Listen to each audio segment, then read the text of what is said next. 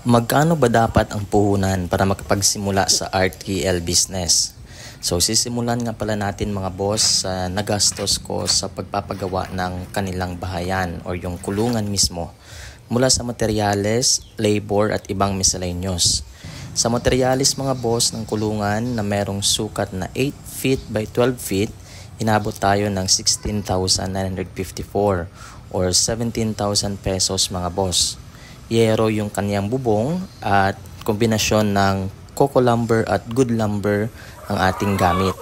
Sa labor mga boss, inabot lang tayo ng 3,500 dahil nga mga pamangkin at pamilya ang naging katuwang natin sa pagtratrabaho mga boss.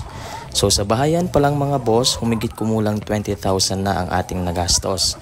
So depende rin ito sa presyuhan ng materyales dyan sa inyong lugar.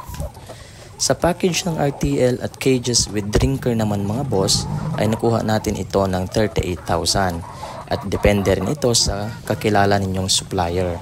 So inclusive rito ang 48 heads na RTL, battery cages na galvanized at meron ng complete set ng drinker mga boss. So total natin mga boss ay 58,500 para makapagsimula na tayo sa RTL business.